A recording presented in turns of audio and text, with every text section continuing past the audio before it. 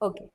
So hello everyone, welcome to OSF education. जैसा कि हम सब लोग जानते हैं कि कल 3 मार्च आप लोगों का सोशल साइंस, ठीक है, एसएस का पेपर है। बहुत सारे बच्चे अभी बहुत ज़्यादा स्ट्रेस में रहे होंगे, ठीक है, कि हमको ये भी नहीं आता, वो भी नहीं आता। बहुत ज़्यादा वास्ट आपका सिलेबस है, इसके अंदर ये भी चीज़ याद रखनी है, वो भी चीज़ याद रखनी है, तो कैसे क्या करेंगे, ठीक है। तो सबसे पहले जो पहली टिप मैं आपको देना चाहूँगी वो है ये रहेगी कि आप स्ट्रेस फ्री रहो, ठीक है। क्यों? क्योंकि अभी आपको ऐसी फीलिंग आ रही होगी कि आप टेक्स्ट बुक रीड कर रहे हो, ठीक है, लाइक आपने पहला चैप्टर किया, जैसे ही आप दूसरे चैप्टर की तरफ बढ़ रहे हो यू फील लाइक कि आपको पहला चैप्टर अब पूरी तरीके से आप भूल चुके हो, ठीक है, आपको कुछ भी याद नहीं। बट सर्टेनली ये चीज़ें नहीं है, ऐसा बिल्कुल भी होता नहीं है। आपके पास अभी वास्ट चीज़ें हैं पढ़ने के लिए, ठीक है, आपको रिविजन करने के लिए, इसलिए यू फील लाइक कि you don't know anything. But जब आप कल आपके हाथ में पेपर आएगा ना एसएस का, ठीक है, तो सारी चीज़ें जो है वो कन्फाइंड हो जाएगी। लाइक इतना सारा जो वास्ट आपने सिलेबस पढ़ा है उसमें से आपको अब सिर्फ और सिर्फ कन्फाइंड चीज़ें ही याद रखनी पड़ेंगी। जैसे ही आप पेपर देखोगे, सबसे पहला टिप जो मैं आपको देना चाहूँगी वो ये रहेगा कि अच्छे से पेपर को गो थ्रू कर लो, ठीक है। इससे क्या होगा, जब आप अपना सेक्शन ए भी सॉल्व कर रहे होगे ना, तो आपको 4 मार्कर्स के क्वेश्चन जो है वो याद रहेंगे। अच्छा, कि ये वाला अगर मान लो आपको इंस्टीट्यूशनल रिफॉर्म पूछा है या फिर टेक्निकल रिफॉर्म पूछा है, तो आप अपने बैक ऑफ द माइंड ये चीज़ें आपकी चलती ही रहेंगी कि हाँ ये टॉपिक में मुझे ये भी याद है, वो भी याद है, वो भी याद है, ठीक है। तो इस तरीके से आप बहुत अच्छे से, जब तक आप सेक्शन डी तक पहुंचोगे, आप कन्फाइंडली, ठीक है, सारी चीज़ें अच्छे से लिख पाओगे। अब बात करते हैं जो सबसे कुछ कुछ बच्चे जो है वो मुझे कंप्लेन करते हैं कि मैम हम लोगों से टाइम मैनेजमेंट नहीं हो पा रहा है, लेंथी रहता है पेपर, ठीक है।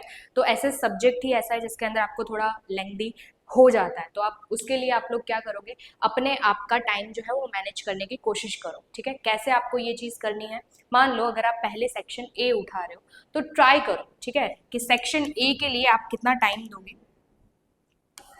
मान लो आपने सबसे पहले सेक्शन ए जो है वो उठाया, तो ट्राई करना है हमें, ठीक है, कि उसको हम लोग 30 to 35 मिनट्स के अंदर खत्म करें, ठीक है, क्योंकि आपका 24 मार्क्स का आपका सेक्शन ए जो है वो रहने वाला है। तो हम ट्राई करेंगे कि सेक्शन ए जो है वो 30 to 35 मिनट्स में हम लोग पूरी तरीके से कवर कर लें। अब हमारे पास बचेगा सेक्शन बी, सेक्शन सी, और रहेगा हमारे पास सेक्शन डी।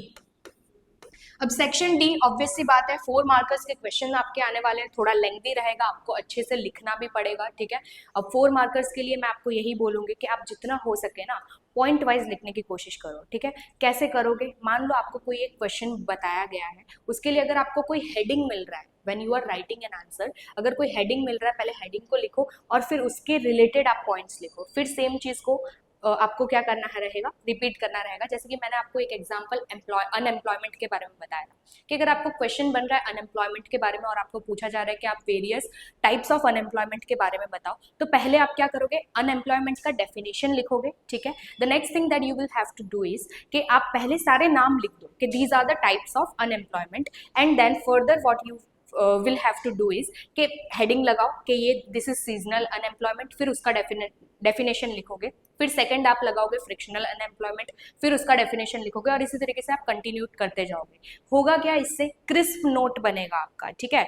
एग्जामिनर जो मतलब जो चेकर होगा ना, उसको बहुत ज्यादा ऐसे चेंज नहीं करना पड़ेगा, आप उसको प्रॉपर हेडिंग के साथ दे रहे हो कि ये हेडिंग है और ये इसका डेफिनेशन मैंने इसके अंदर लिख रखा है, ठीक है। इससे आपका प्रेजेंटेशन भी काफी ज्यादा अच्छा लगेगा, नीट एंड क्लीन लगेगा। तो इस तरीके की चीजें जो है वो आप 4 मार्कर्स के लिए अप्लाई कर सकते हो। अब 4 मार्किंग के लिए आप लोग क्या करोगे, आपको बेसिकली 7 में से 4 क्वेश्चन जो है इसके अंदर से अटेम्प्ट करना रहेगा, क्योंकि 54th जो क्वेश्चन है वो आपका मैप बेस्ड होने वाला है। तो आपको ट्राई करना है कि ये जो पूरा पार्ट है, ठीक है, इसको आप लोग 45 मिनट्स, ठीक है, और मैक्स टू मैक्स 50 मिनट्स के अंदर कवर कर लो। ऐसा नहीं बोलेंगे कि एकदम जल्दी जल्दी में करो, ठीक है। 4 मार्कर्स है, मुझे पता है कि आप लोगों ने बहुत अच्छे से प्रिपरेशन किया ही है, क्योंकि 4 चैप्टर है और वो तो अभी आपने पूरे घिस के रट डाला होगा, ठीक है। तो उसके लिए थोड़ा टाइम लो, काम रहो, कंपोस्ट रहो, ठीक है, और नीट एंड क्लीन तरीके से इसको आप लोगों को लिखना रहेगा। सेक्शन डी में एक चीज और जो आपको याद रखनी है वो है अंडरलाइन करना, ठीक है।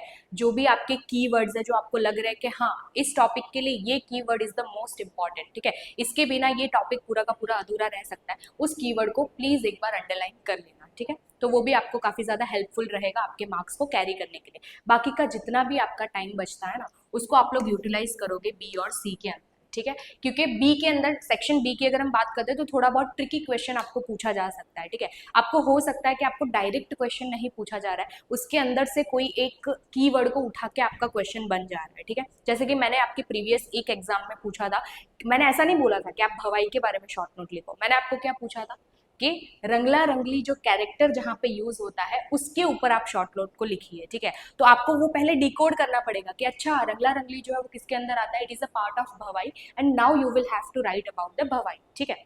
सेम चीज मैंने कॉटनोपॉलिस के बारे में लिखा था कि I didn't ask for directly about the cotton industry, I ask that cottonopolis जो है उसके ऊपर, ठीक है, the industry that is related to the cottonopolis, उसके बारे में आप शॉर्ट नोट लिखिए। तो first you will have to decode that cottonopolis is related to cotton, ठीक है, and then what I have asked is कि इंडस्ट्री के बारे में लिखो, तो you will have to write about the cotton industry, ठीक है। ऐसे ही आपको थोड़े बहुत, जैसे कि आपका जो कौन सा है क्वेश्चन, लाइक एलिफेंटा केव्स का ले लेता है, तो आपको डायरेक्ट अगर पूछ ले कि short note on Dharapuri 2 marks के अंदर अगर आपको पूछा जा रहा है तो आपको पता होना चाहिए, ठीक है, वो कीवर्ड्स आपको पता होने चाहिए कि धारापुरी मतलब यहाँ पे आपको किसके बारे में पूछा जा रहा है, एलिफेंटा केव्स के बारे में पूछा जा रहा है, ठीक है। तो थोड़ा बहुत ट्रिकी अगर लग रहा है तो बी क्वेश्चन को आपको उस तरीके से अच्छे से अटेम्प्ट करना रहेगा, ठीक है।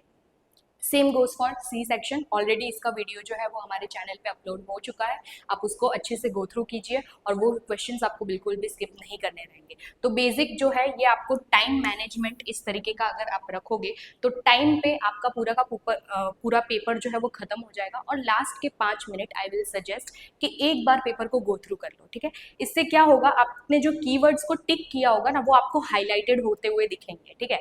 और अगर आपको लग रहा है कि आपने कोई पॉइंट को मिस कर दिया तो वो आप पीछे से थोड़ा बहुत एड ऑन जो है वो कर सकोगे, ठीक है। तो फाइनली आप सभी को मैं बहुत सारी शुभकामनाएं देना चाहूंगी, all the very best for your exams.